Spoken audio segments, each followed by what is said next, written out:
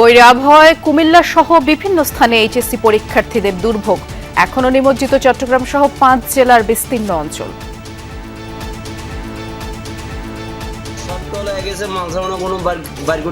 সবকিছু নষ্ট হয়ে গেছে। খাবারের ব্যবস্থা নাই, মানুষ আশ্রয় কেন্দ্রে অনেক মানুষ আটকানো, এখনো খাবারের অভাব। আজও জলজট, যানজটে নাকাল রাজধানীবাসী। 6 বিভাগে নতুন করে অতি ভারী বর্ষণের পূর্বাভাস দিল আবহাওয়া অফিস।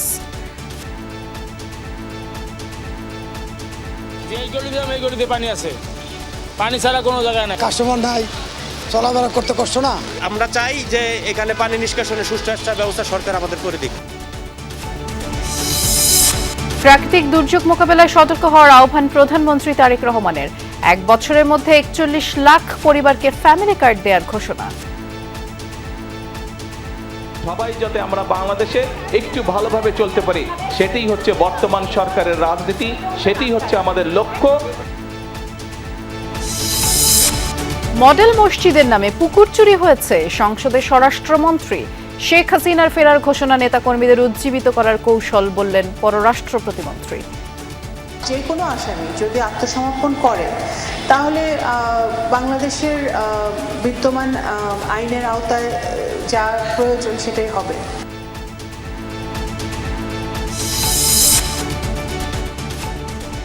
যমুনা গ্রুপের প্রতিষ্ঠাতা বীর মুক্তিযোদ্ধা নুরুল ইসলামের 6ষ্ঠ মৃত্যুবার্ষিকীতে দোয়া মোনাজাত।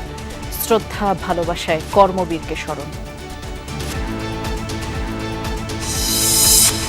ফ্রান্স স্পেন সেমির জন্য প্রস্তুত হচ্ছে ডালাস স্টেডিয়াম। ইংল্যান্ড ম্যাচের আগে খোশ মেজাজে আর্জেন্টিনা, মেসিকে ছাড়াই টিমমেটদের অনুশীলন।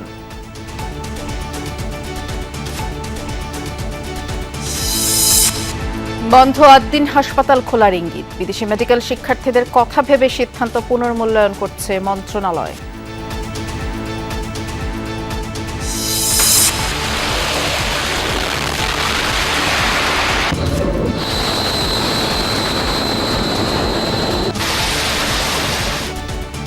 বন্দর আব্বাস সহ ইরানের বিভিন্ন প্রান্তে মার্কিন হামলা অব্যাহত। জবাবে প্রতিবেশী 4 দেশে মার্কিন স্থাপনায় মিসাইল দিয়েছে তেহরান।